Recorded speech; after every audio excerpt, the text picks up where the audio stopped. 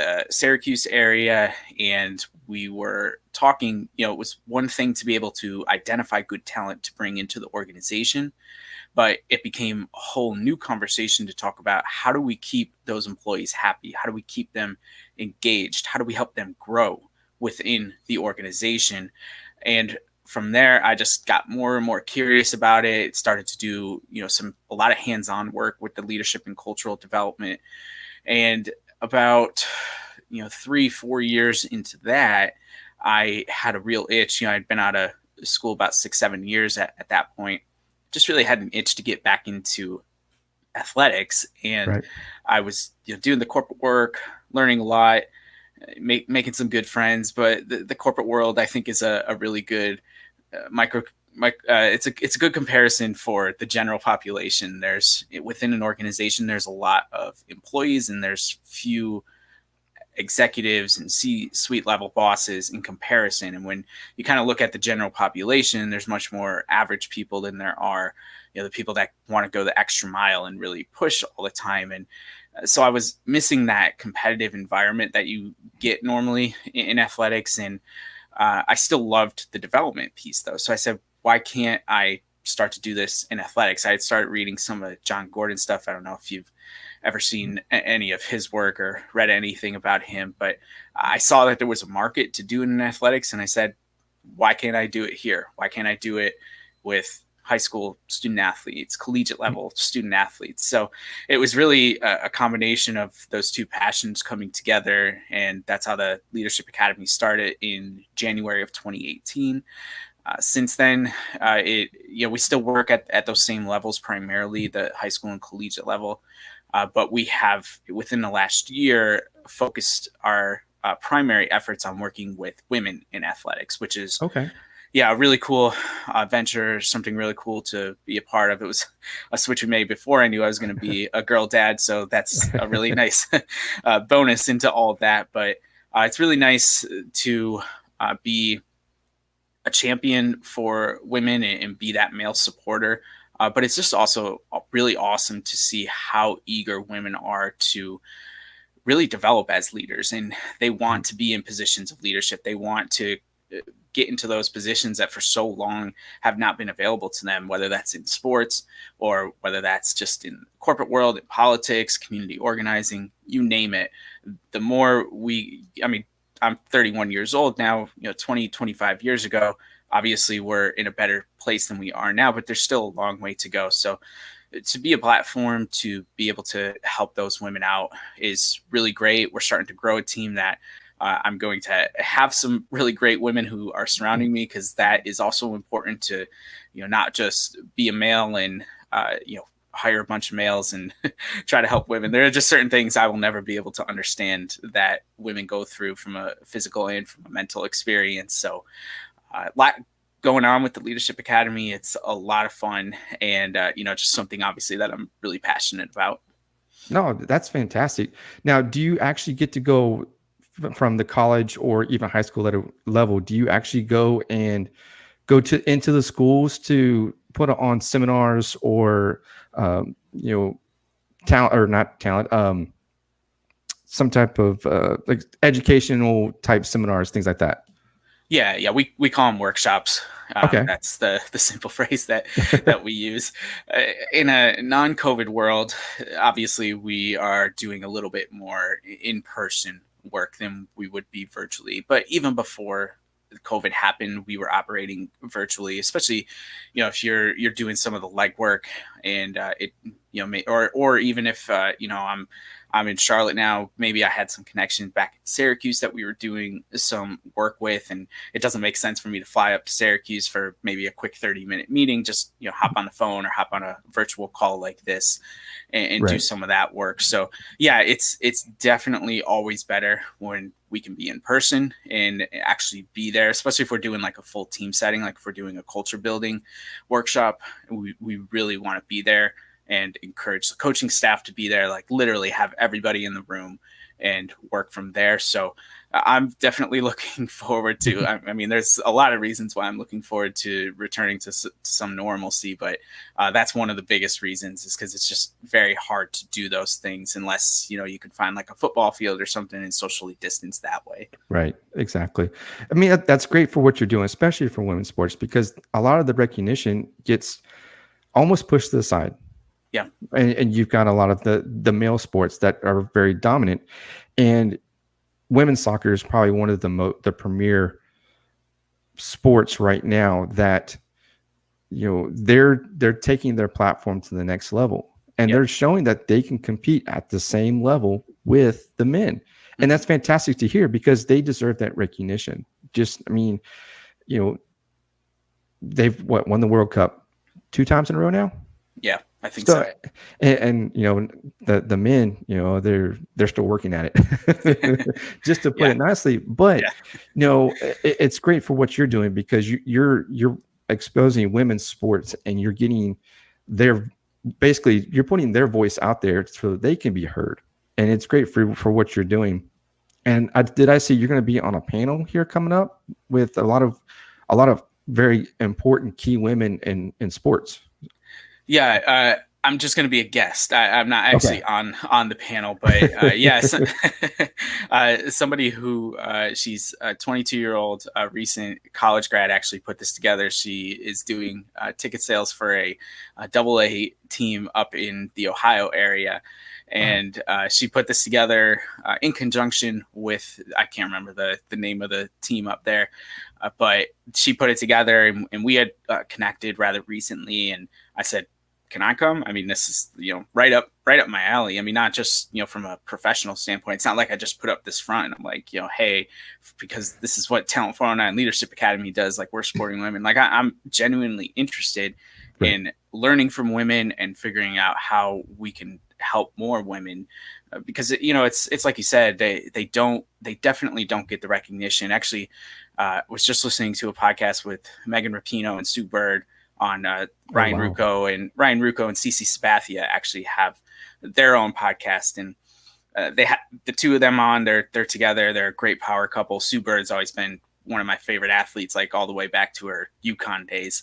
And obviously Megan is a pretty big superstar with women's soccer. And Megan was talking about just how often the personal stories of women get overlooked because of money, essentially money and exposure.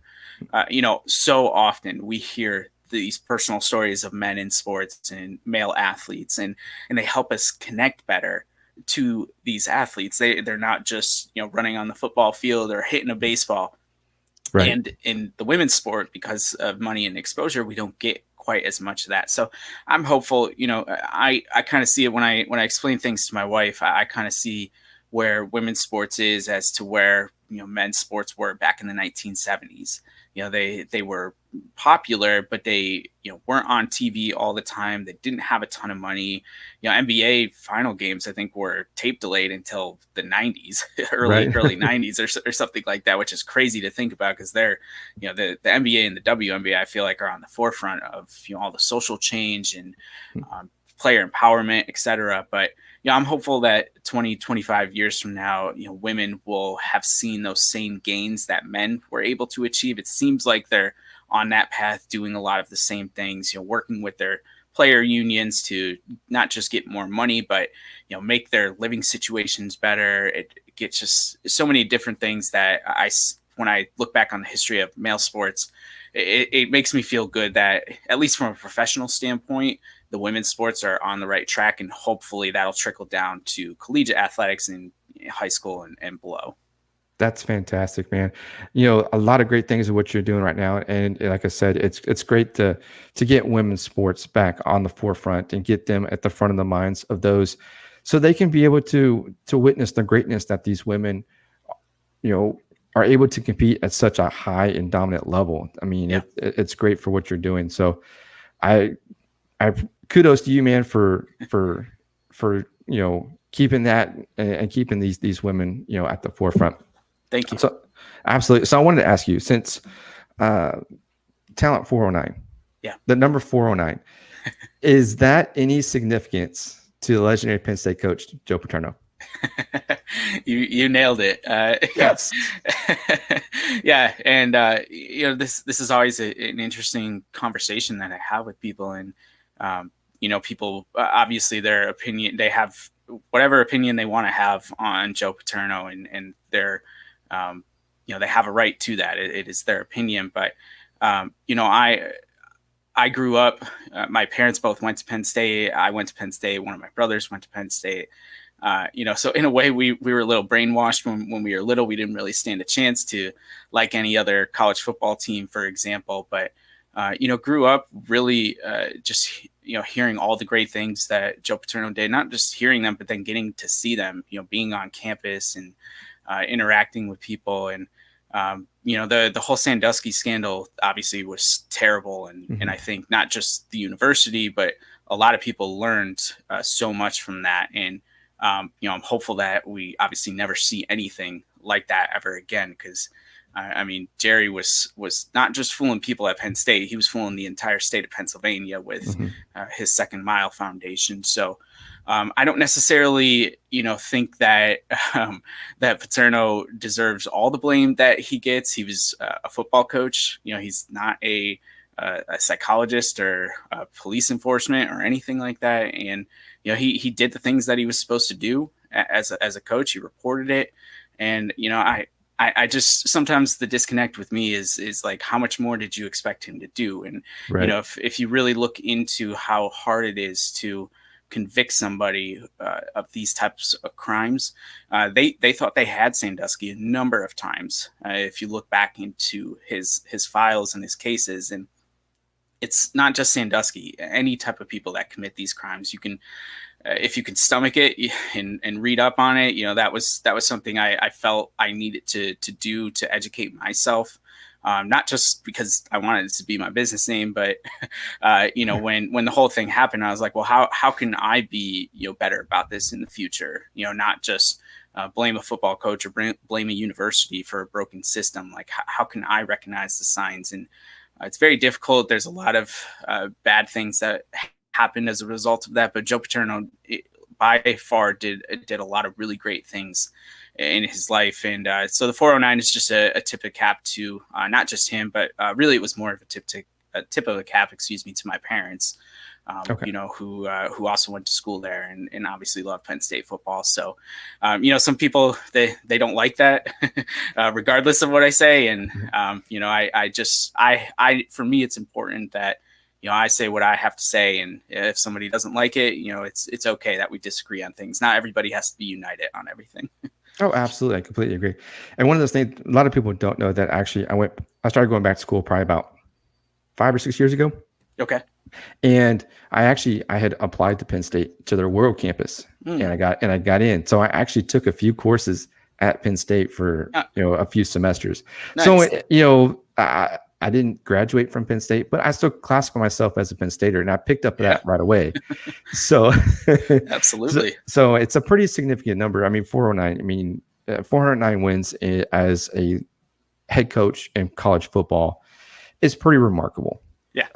Given the time from, when he was first, he spent his entire career there. Yeah. And to kind of, the success he had, the close calls for national championships. I believe there was one, the Cotton Bowl, where he played Texas. That was, a close game. And then to kind of lead up past that, and kind of he still continued to have success. And then, of course, everything happened after that. And then, of course, how he was removed from his duties. We'll put it that way. But I'm glad that the number of wins is still there for him, because a lot of that success was years before this even happened. So I'm glad his wins were put back into the books, and he's still an iconic figure, especially around State College and the Penn State football program. So Joe Pa is what they call him, right? Joe Pa. Yes. Absolutely. So maybe towards the end of this broadcast, maybe we can do a little "We Are" I'm totally down. That would be great. Excellent. Excellent. Perfect. So I kind of want to change gears a little bit Yeah. because I was going through the Talent 49, your website there, and you talk a lot about there's some core values that Yeah. you try to instill in the academy. What are those core values and what do they mean to you?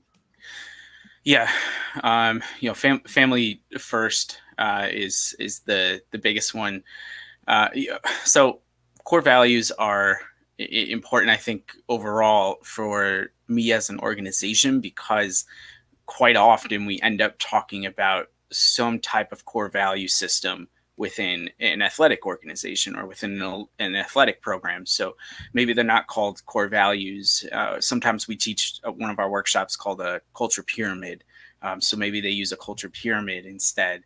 But most organizations these days have some type of system where they're trying to develop an identity, and I think that's a lot of what core values come down to. And the family first is the most important one to me.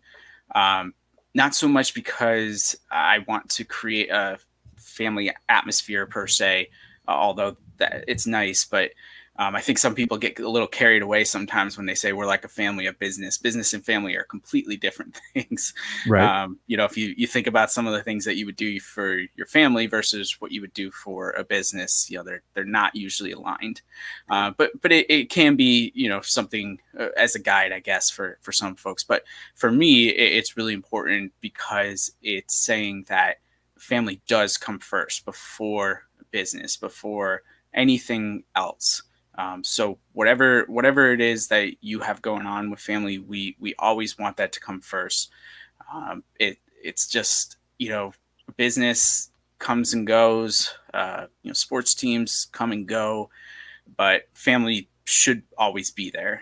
So if we're trying to prioritize things, and we're trying to get things in order, then it's I think it's important that we keep family at the forefront, and just understand that if something happens with family, or even if it's a good thing, like you just want to get out for a ball game, or a dance recital or something like that, like have the ability to do that. So many organizations, especially in the corporate world, just don't give that flexibility to their employees, and they suffer as a result, and then they end up leaving, and it turns into turnover, and you're talking about retention. So that's really the idea behind family first. Always be competing. That one is it's definitely something that as an athlete, I think it's pretty natural inclination for me to always be competing, and we want people within my leadership academy to have that same mindset. Not just because I think it helps them relate better to the athletes and to the coaches that we talk to, but because that's the type of work ethic. So often in this world, we want to kind of poo-poo on hard work, Right. and work ethic is really important to me. I think it's one of the reasons that I've been able to get to where I am right now. I mean, just take podcasting for example.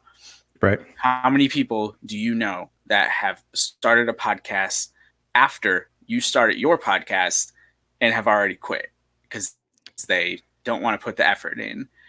Yep. I'd Mhm. imagine there's got to be at least one person, right? Oh, absolutely. Yeah. Absolutely. Yeah. So, that's a silly example, but, so many people start something and never finish it. So many people, they see this goal, and it seems too lofty. They don't have the confidence, they don't have the ability to dream, and think that they can achieve something so audacious. And so the competitive spirit is not so much about Wolf of Wall Street, like backstabbing people and that type of Right. attitude, but it is more focused on really that work ethic, grinding through, even grit. That's one of the things that we teach in our workshops. I think grit and work ethic go really well together. So always be competing, and then always be learning. Absolutely. I was really guilty of this when I was maybe in my late teens, early 20s, of just getting complacent in my thoughts. I spent a lot of time in my early teenage years, trying to figure out who I was, and using my imagination in a different way than you do when you're a kid, but in a way where you're trying to figure things out. Do I fit in here? Do I like this? What are my thoughts on not just easy topics, but what are my thoughts on some more important topics in the world? And then I think when I like turned 17 or 18, I just got stuck in those same thoughts. And I wasn't reading. I wasn't, podcasts weren't even around yet, or maybe they were just in their infancy. And I wasn't doing a whole lot of growing. I hated school, like the traditional the traditional school method. So probably was learning the very minimum there. And so I get through next few years, and about like 23, 24, 25, somewhere around that age range, I really started to get curious again, and I started to open up my mind a little bit.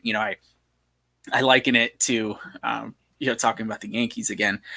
For the longest time, the Yankees were so traditional with so many things, especially when it came to something like as silly as their uniform.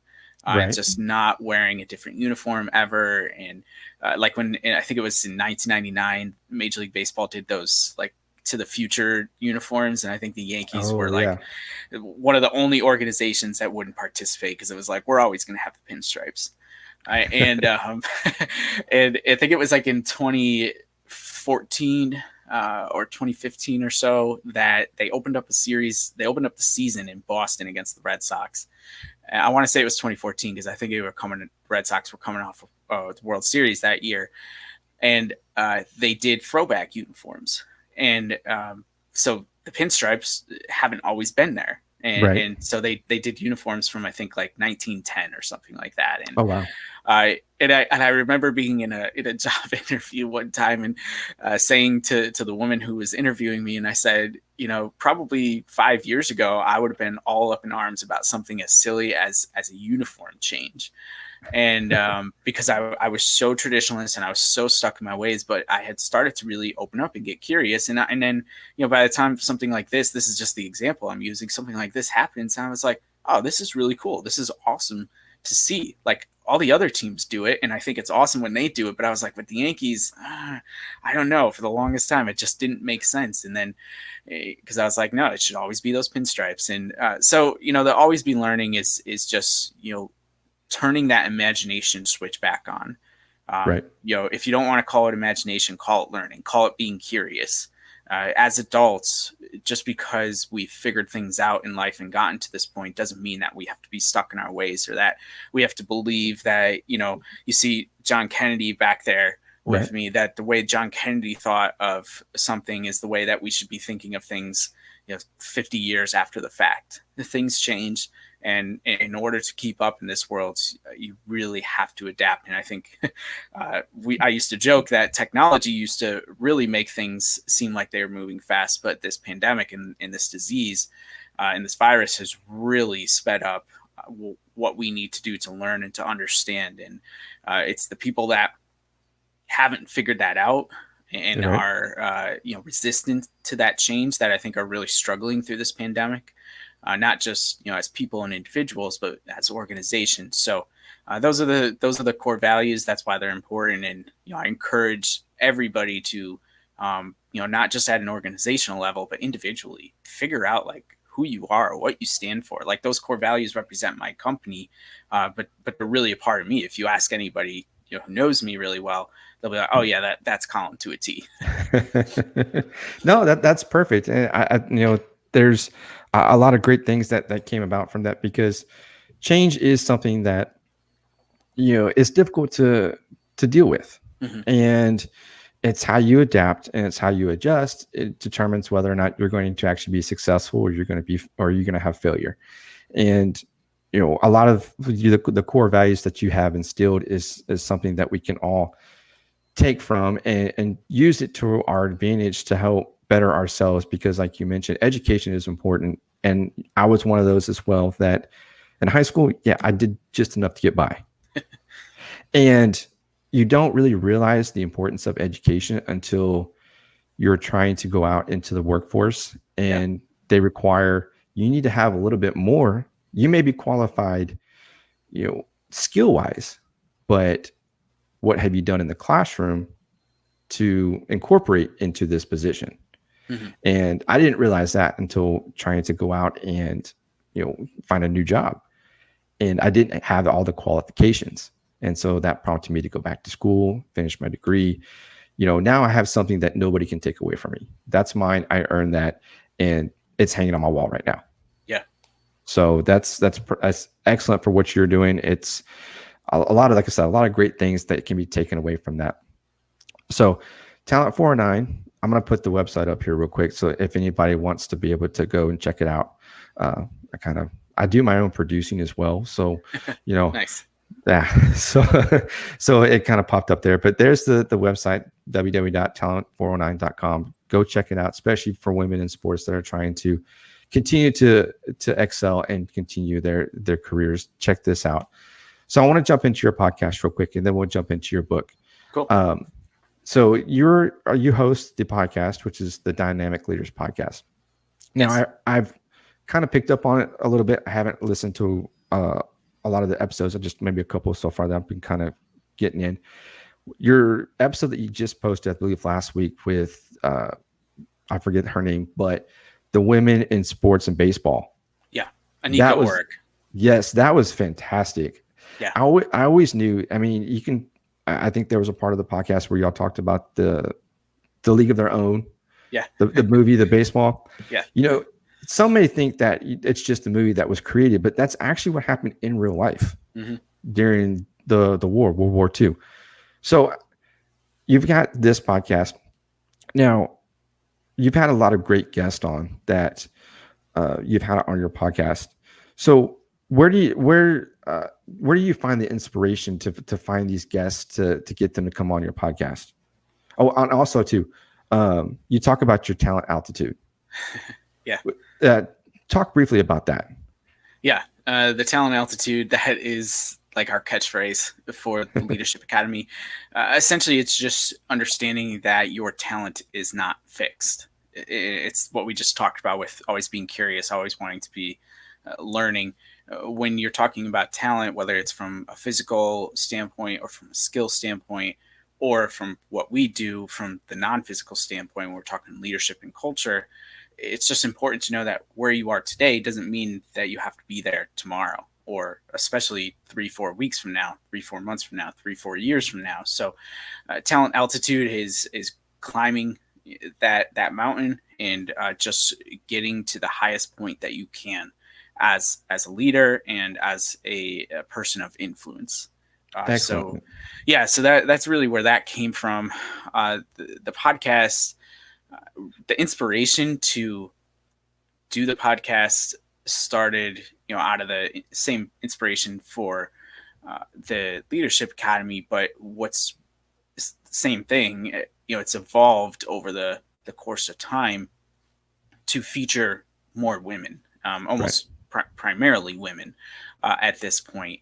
And that is the true inspiration and true motivation now, is because the podcast becomes the platform for women to actually talk and share their experiences and share their stories, share their expertise and their guidance. It's one thing for me to have that Leadership Academy, and like I said, we have some women on the team. We'll have more in the future, and that will catch up, I think. But for right now, one of the best parts about the podcast is it's that clear platform to say, okay, we got some really great women on. We've had Olympians, we've had coaches, we've had teachers, we've had authors, pretty much every industry that you can think of. And we have this awesome opportunity for them to, again, share everything that they do. And it becomes all about them. It's not about me. So, right. Absolutely. I facilitate like you do through this podcast, and I ask my questions and we get through it. But I want the women to have the platform. I want them to speak their mind, be truthful. Call me out on something if I say it wrong. Like that it's a really great I call it free marketing. For the Leadership Academy, because anyone can listen to these episodes, and we've got over 100 of them now. About 75 of them are unique guest episodes, and the vast majority of those episodes are, like I said, with women. So, more to come in the future.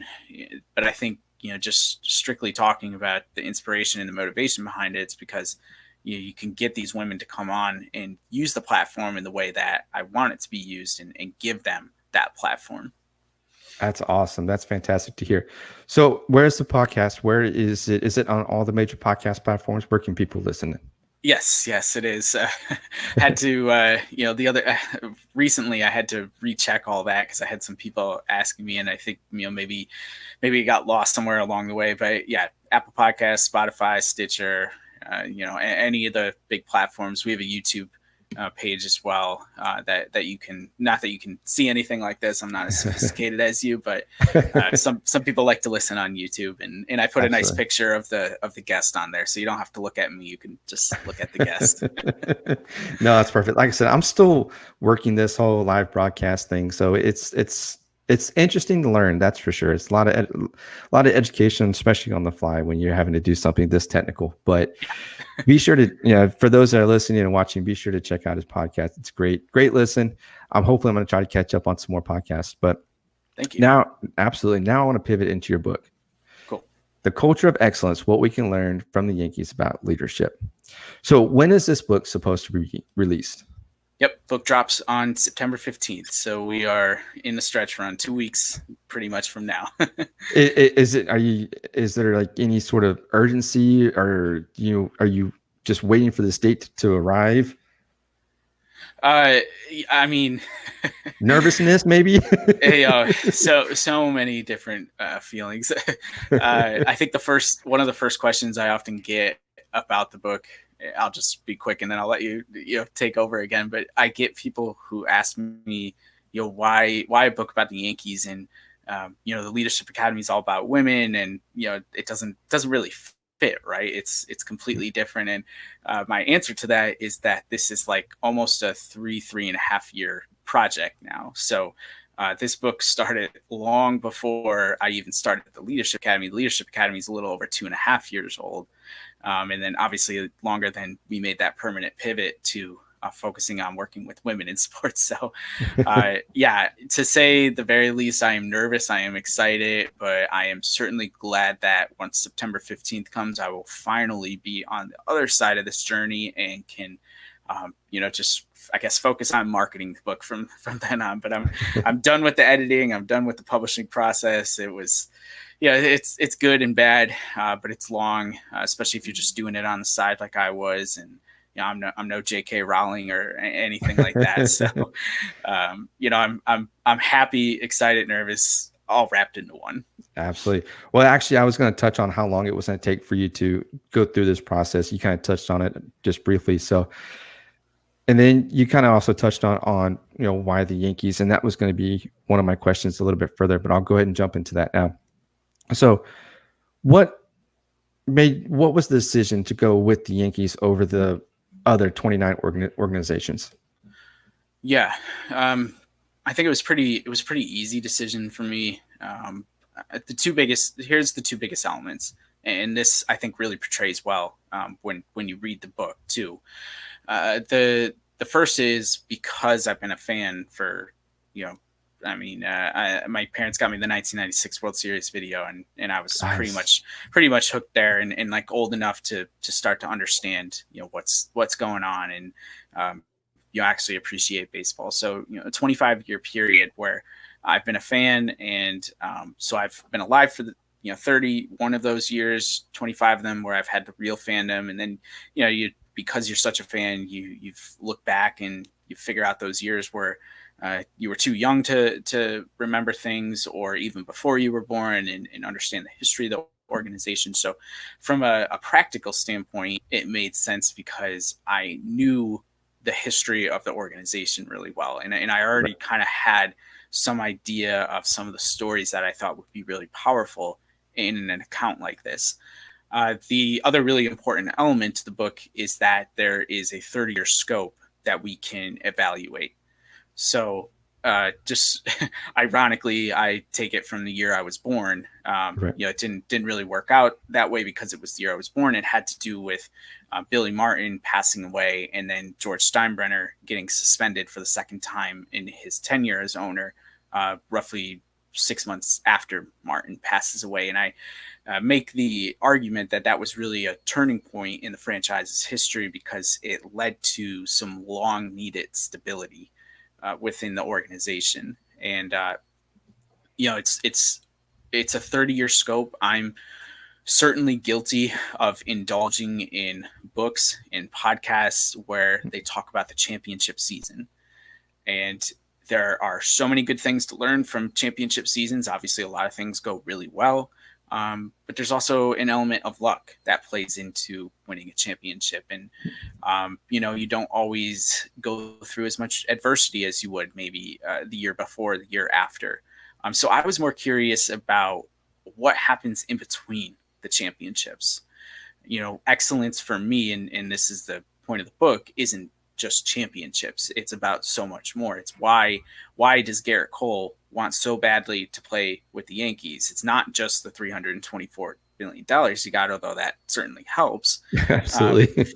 But I mean, everybody had him pegged to be an angel because Yeah. he's from Southern California, and the same thing happened with CC Sabathia 10 years ago. He's from California, and everyone thought he was going to go there, and the Yankees nabbed both of them. And it's why do these players keep coming to the Yankees, or like a DJ LeMahieu, someone who's going to take a chance and then has an MVP type season last year?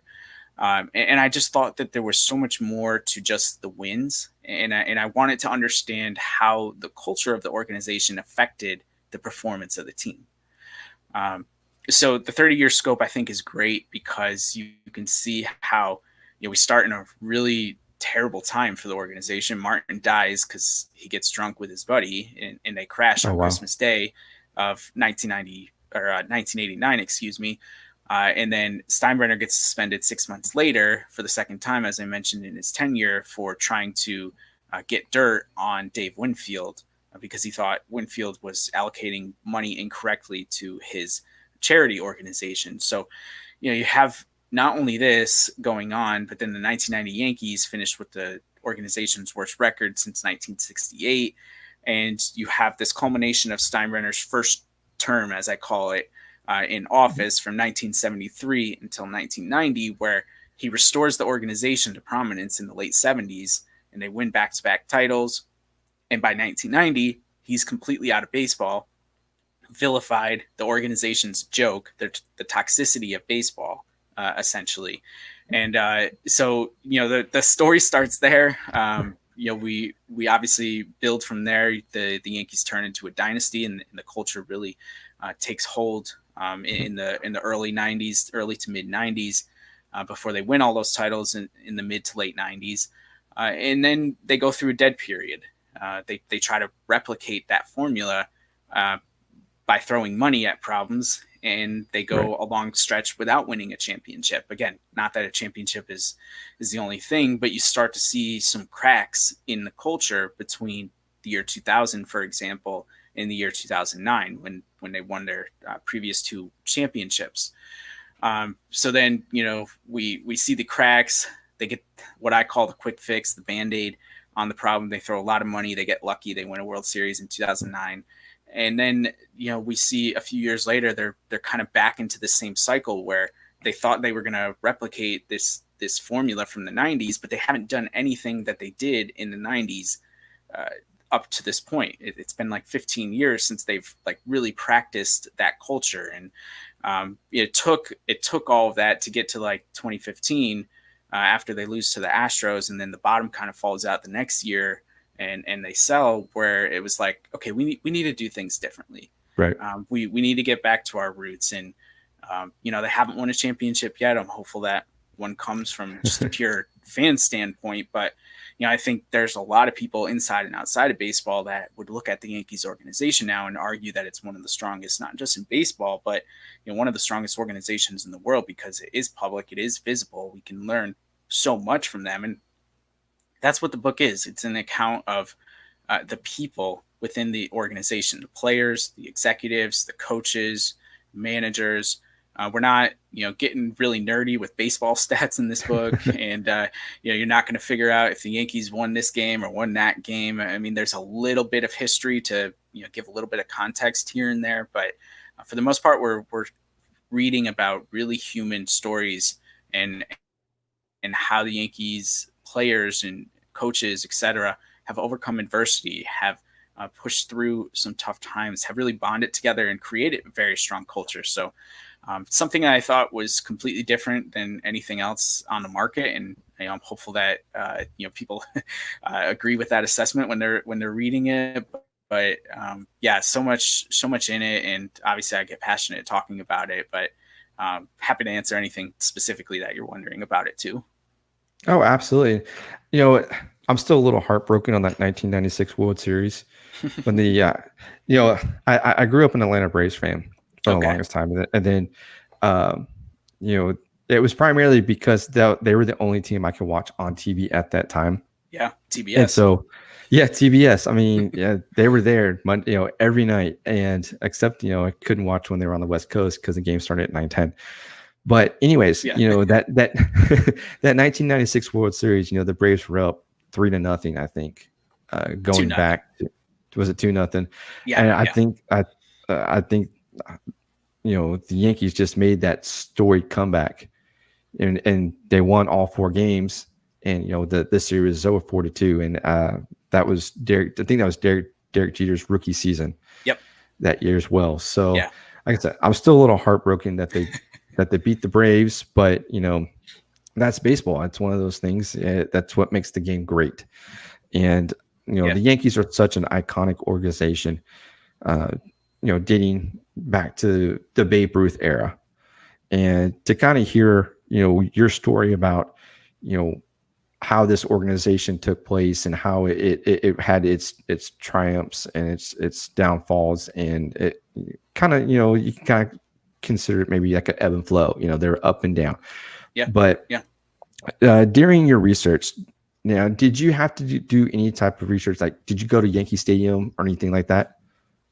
Oh, I had to do a lot of research. Yeah, to write a nonfiction book and be accurate. I mean, it was one thing for me to remember some of these stories, but going back and reading about them, and whether that's books or articles, and actually finding out exactly what happened. 'Cause sometimes your mind plays tricks on you, and you Right. remember things one way, and they might have happened a different way. So, yeah, the research phase was roughly a year long.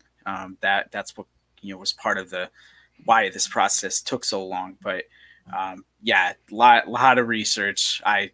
While I'm a huge fan, it was impossible for me to to know all of everything that's in there. Right. Did you have to go to Yankee Stadium at all? I went the last time I went was 2017, around the time that I was doing the research, and I reached out to some. I've been fortunate to connect with a couple of the authors where I got a lot of information from their books, books on the Yankees and things like that. So just tried to connect, I guess, with as many people that either wrote about the Yankees or had knowledge of the Yankees. I mean, I tried my hardest to, I have actual conversations with some of the players themselves, but, again, I'm not J.K. Rowling, at least yet. Maybe the next book they'll be a little bit more willing. That's awesome. So during this whole process, I kind of want to kind of take a little step back. During this process, talk about from you were on a podcast that you kind of went through the steps, from your research to your publishing. Talk a little bit about that step, because there are some people out there that might be wanting to, publish a book, a nonfiction book like you have, but are not sure what steps they need to take. What was your avenue that you went through? Yeah. And my avenue may not be the best avenue for people. I totally understand that. I think the biggest thing that I would say probably people should consider more is taking their time through the process. I mean, so many of us just want to write it and get it out as soon as we can, and that comes at the expense of the quality of the product. Whether that's podcasting, writing a book, whatever it is. So I think I set expectations in my head when I started. I knew I was going to have to research. I didn't know it was going to take a year. Mhm. I knew I was going to have to research. So I think I set the expectation in my head right away that I said, okay, this is going to take a little bit of time. This isn't going to get done in 6 months. And that was really helpful because it just, and I was working, full time and doing it on the side. So but yeah, my process as concisely as I can. I started with the research. I could have kept going, honestly, on the research, and eventually I just had to say to myself, Colin, you need to start writing because you need to figure out if the research that you're doing is actually worthwhile. Maybe you're off the beaten path. Maybe you need to get back on. And I was really glad I had that conversation with myself and my wife because I started writing and realized that there were things that I wasn't researching that I did need to dig into a little bit more. So it helped me refine my focus a little bit more. But I took that year of research, then took about 6 months to write, 6, 7 months to write. Um, so first draft was done in August of 2019, I believe. First developmental edit was done a few months later, probably about November-ish. And then so developmental edit is really strengthening the bones of your book.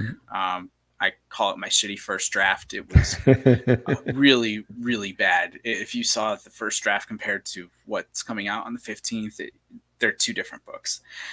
So the developmental edit was really great.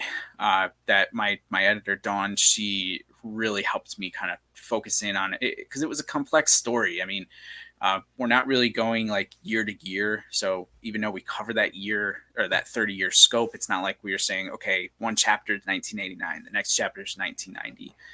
There's a lot of bouncing back and forth, and there's a lot of complexity to the story. So being able to tell it in a way that made sense for people to read and not just for my Yankee fan brain, that was a really important step. So the developmental edit, finished around November, and then I think I started with so the next edit that comes after that is called a line copy edit, line/copy edit. And I got a different editor for that. You don't need to, but I wanted a different set of eyes on it. Right. Hmm. So, and my editor, she basically told me, she's like, I'm not quite as technical as I think you need to be for this type of edit too. So she was honest with me, which helped as well. Um, that was that started in February or late January, early February of this year. While that was happening, I started doing a lot of my marketing planning, um, figuring out like who I was going to have do my cover design, who I was going to have do Right. my interior design. A lot of because I don't have the manuscript anymore. I'm not writing. I'm waiting on somebody. So I still wanted to be doing something with the book. So definitely wanted to take advantage of my time and do that. And then I got that edit back sometime in April, I believe. Um, and then I got my first round proofread done in May. We got the between the cover design and the interior design, which we had to do an interior design for a paperback version, for an ebook, for Kindle, which is different Wow. apparently than the ebook format. Lots of uh, designs. yeah, yeah. So you had to do basically three different formats, Wow. and then that finished up, I think, right early July or so. Got the so once it's all put together like that, I sent a proof out to my editor for the second round of proofreading. Because you'd be surprised how often things get changed or get Right. messed up when you're going through that layout phase. So uh, basically finished up the whole editing publishing process around mid July. Uh, right around the same time, we launched the book launch team, which is the marketing efforts for the pre-orders for the book, which have been available for the last 2 months. And then I was also at the same time doing the audiobook version for Amazon Audible and recording that in the closet of my house. Wow. um, yeah, would have loved to actually do it where I am right now, but every once in a while, like this morning, for example, the woman next door was cutting down a dead tree, and I was like, oh, I'm glad she did it this morning and not right now because it's literally right outside my window. And Oh so wow. you get lawnmowers, you get dogs, Hmm. and everything. So the closet was just a lot quieter, but it was definitely a difficult thing to do, and then edit it all on my own and submit it to Audible and everything. So there are, if you do this self-publish, one of the reasons I say put the expectation for the time is because it just does take a lot of time. Like Right. if you want to do it right, you it's going to take time, and there's the money investment. If you're going to pay someone who actually knows what they're doing. There's a lot of cover designers out there that have never designed a cover for a book, and there's specifications for a book that a publisher won't take if you don't meet those. So many little details that I obviously won't get into today here on the podcast, but that was one of the reasons among many that it took so long, is just because there was so much to do. And that's why it's so exciting to be on the other side, is because while sometimes it's difficult to market, and I don't always like to toot my own horn. I do really think the book is a great learning tool, and I Mhm. think that'll make it easier for me to market. And if that's all I have to do from here on out is just market the book, that's a lot easier than the whole writing process and editing and etc. So Absolutely. You've done all the hard work already. So now yeah, just the getting out, the promotion is, I mean, that's takes a little bit of time, but that's definitely worth, you know, having not to do all the extra stuff, but yeah, that and lead these are that. fun. Like having a conversation like this with you, like this is fun. Not that writing's not fun. I enjoy writing, but when you get down to the nitty gritty, it can be a grind. Absolutely. So let me ask you this. Did you meet anyone throughout this process with the Yankees that you learned or were able to take away that you can actually go and apply those philosophies or techniques into your own business as an entrepreneur? Yeah, absolutely. The two examples that always stick out in my head are one's from Joe Torre, who was the manager of the Yankees from 1996 to 2007, and the other is actually from David Cohn, who was a pitcher from the Wow. Yankees from 1995 to 2000. So I'll tell the quick story with Torre, and Torre's profile in the book, and his feature in the book really focuses on building trust and how important building the trust is. And for those who don't know, Torre came to the Yankees in a really tumultuous time. They had been to the playoffs for the first time in 13, 14 years. But Steinbrenner was still Steinbrenner. I Mhm. I feel okay making this comparison because I'm not trying to be political one way or another. But George Steinbrenner and Donald Trump were friends, and Right. it's no surprise to me that the Yankees organization, operated very similarly to the way that Trump seems to operate in the White House. So I make that comparison as a joke in the book, but I make it seriously too because they were friends, and I'm positive that they bounced ideas off each other and learned from each other in business and different things like that. And so Torre comes in a really weird time where there's a lot of pressure to win.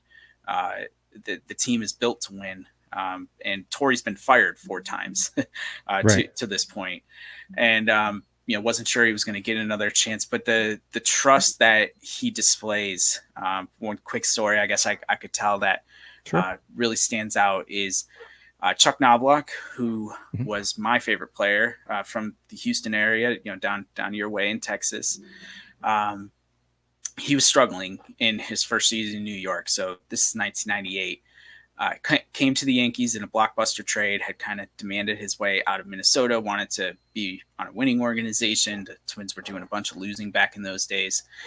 And comes to the Yankees, above average second baseman, multiple time All Star, had just won a Gold Glove at second base. And we're about, I think, like halfway through the season when this story starts, and Knobloch has already made like 10 errors in the field. He's not, really hitting as well as he normally does, and to make matters worse, his dad is struggling with Alzheimer's disease. Oh man. So you have all these different elements working against him, and this is why I talk about that. This is not a baseball book. This is a people book. Mm. And Knobloch goes to Tori, and he basically says to Tori, he's like, "I need a blow. I need a night off. I can't do this right now." And Tori gave him that night off. That he asked for, but what Tori did in this conversation, I thought, was so powerful. And when somebody comes to you in a situation like that, what they're looking for is guidance. Right. Knobloch was looking for somebody to help. I mean, he was probably looking for a father figure. His own dad is struggling right now, so he goes into Tori's office, and instead of just giving Knobloch the day and hoping that he can figure it out on his own, Tori instead uses an approach where he relates to Knobloch. Tori, as a player, was also traded. Was a high-profile player, had won a Most Valuable Player award, played with the Braves, and got traded. Either got traded from the Cardinals to the Braves or got traded from the Braves to the Cardinals. I can't remember exactly which one it was, but he related to Knobloch in the pressure that he felt when he got traded to perform in a place that he was not familiar with. And so he related to Knobloch on that front, but he re-emphasized Knobloch's importance to the team as well in this conversation, and highlighted the things that he was doing well. Knobloch was so focused on what was going wrong that Tori decided that he needed to remind him of what he was doing good, remind him that he was working counts and getting on base at a pretty high rate. He was on a team on a record-setting pace for wins that year. Mm. And, there was a lot of good things happening in New York. And so that one conversation seemed to really propel Knobloch for the rest of the season. I think he made 3-4 errors the rest of the season at second base. He hit a big game tying home run in game 1 of the World Series that year, and just was really instrumental to the team's success that year as the leadoff hitter. So that was a really powerful conversation and story between Tori and Knobloch. The other story, again, is actually with Knobloch and David Cone. Same year, and the Yankees are in the championship series, so one round before the World Series. They're playing the Cleveland Indians. They take game 1. Game 2 stays tied late into extra innings. And on one bizarre play, the whole series turns, and Knobloch is involved in the play where there's a bunt. He covers first. The ball hits the runner. The ball rolls away, and instead of getting the ball, Knobloch decides he wants to argue with the umpire that the runner was in the baseline.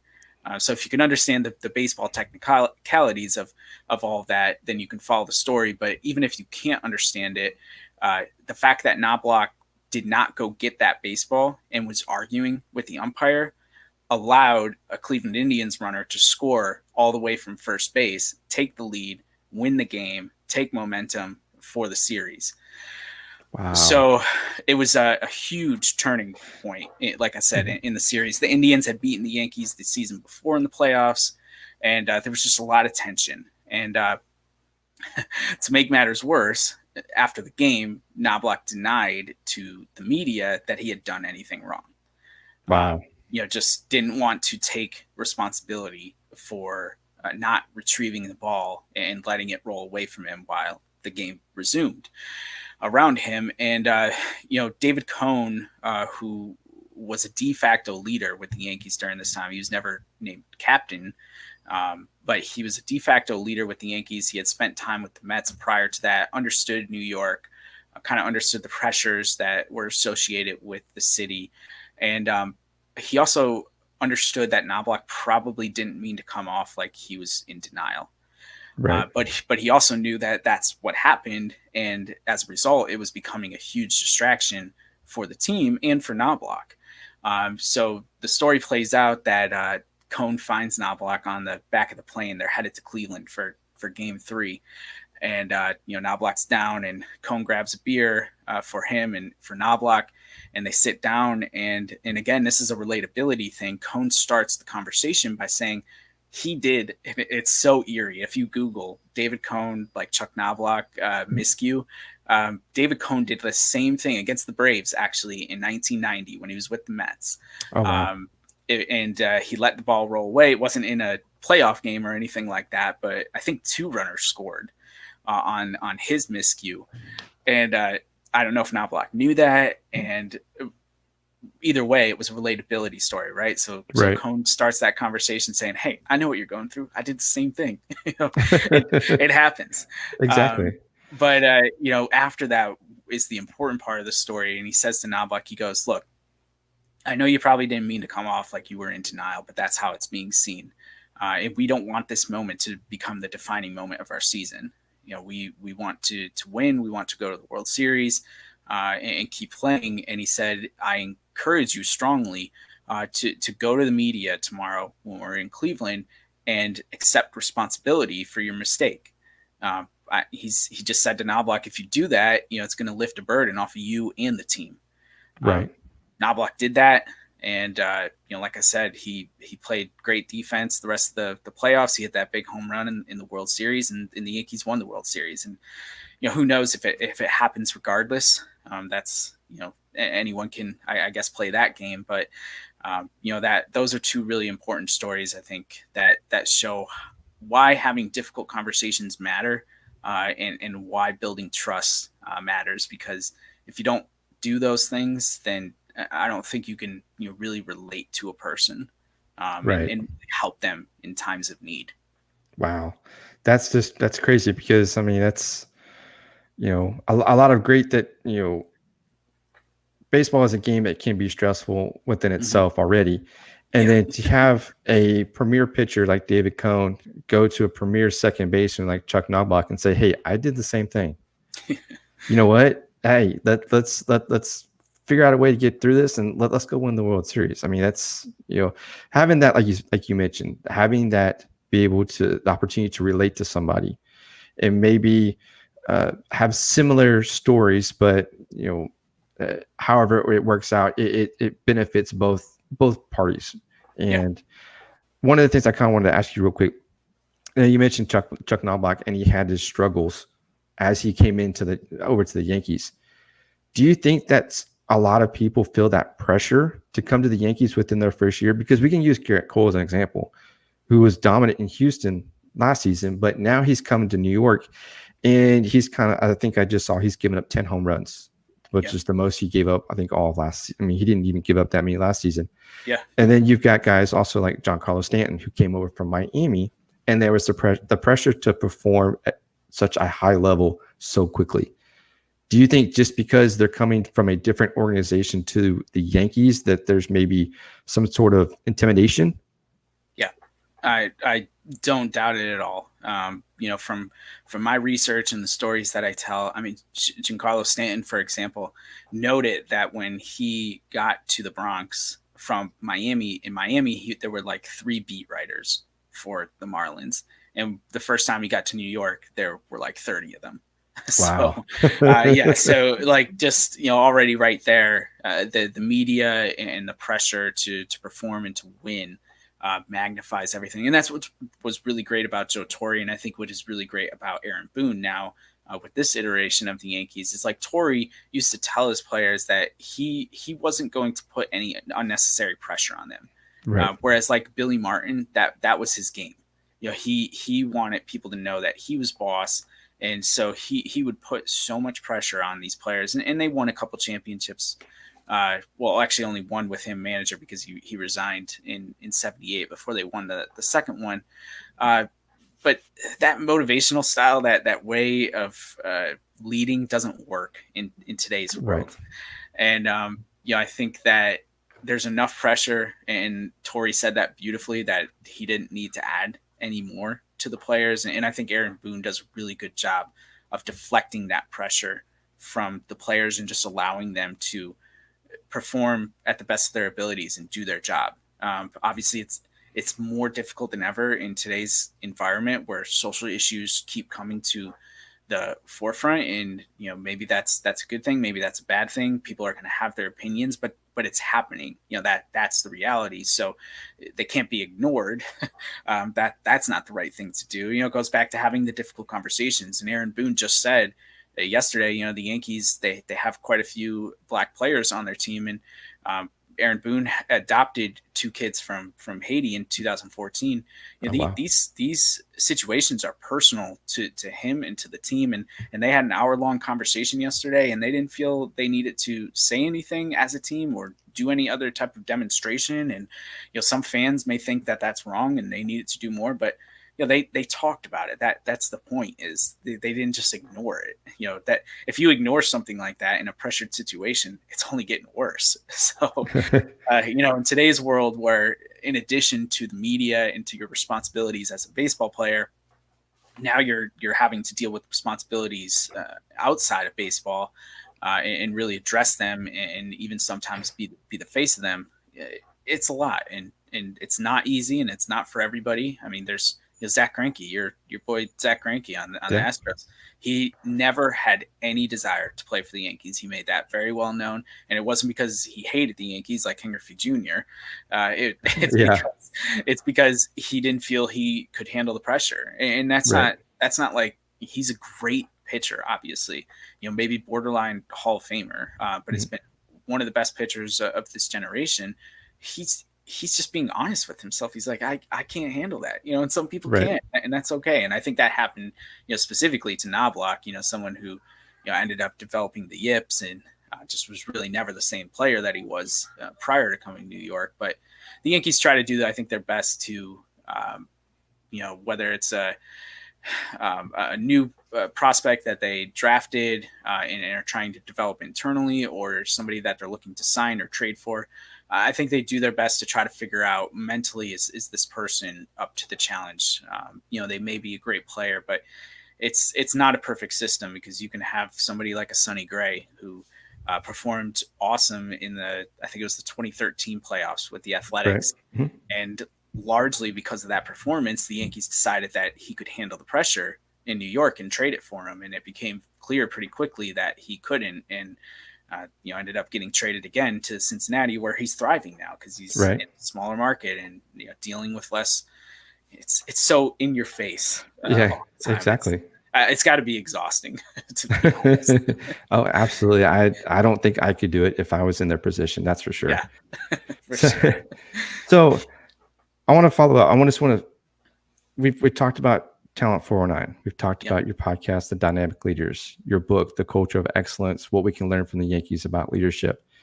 Is there anything that you want to add that maybe we didn't touch on about the book that you are excited about, or that just whatever you want to share? The floor is yours. Thank you. No, we've talked about so much. I think that the biggest point that I always want people to truly understand is again, this is a book about people, and this is a book about business. Yes, it is written about players and coaches on the Yankees. It is seen through the lenses of baseball, but you can learn from these lessons and these stories, even if you're not a fan of the sport or a fan of the team. So it's and I've had some case studies for this. I've had people that one of my best friends who took an early read at the book and does not like baseball one bit. Will be the first person to admit that to you. Found himself sucked in to the book, because again, you're not reading about somebody hit 324 with 35 stolen bases and 123 RBIs. Yeah, that may be great for you and I, because we love baseball and we love Right. stats, and there's a lot of really good books about that out there already. But if that's what you're looking for out of this book, I'm sorry to say you're probably not going to find too Right. much about that. It's just much more about the human stories and the people, and understanding how we can learn from the Yankees. Are they perfect? No. I mean, this is not a fluff piece for the Yankees. That this is, as I mentioned, they start out as the toxicity in baseball, and I'm very clear about that it was a very bad time for the organization, and they've had some bumps. But a 30-year scope is, like you said, you see the ebbs and flows, and it's a really great representation of what life is like.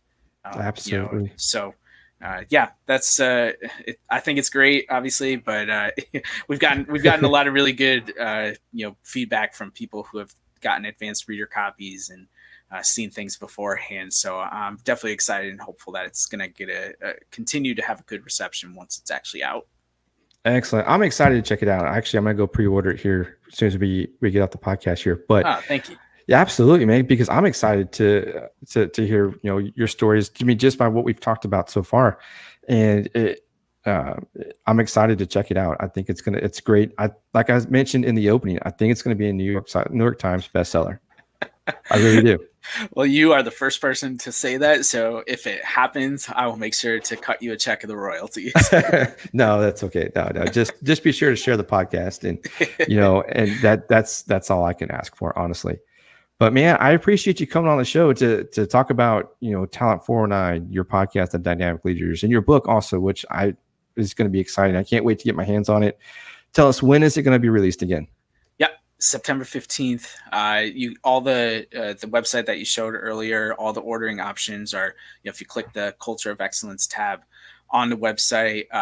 I will say that if you're looking to order from Amazon, probably just wait until September 15th, because they're being really weird about the pre-orders. But you can still order from Barnes & Noble. You can still pre-order from me directly if you want to support me in that way as well and cut out the middleman. But all the ordering options, and then hopefully, like I said, the Audible version that should be available if you're an audiobook person, that should be available right around the same time, if not maybe a couple days after.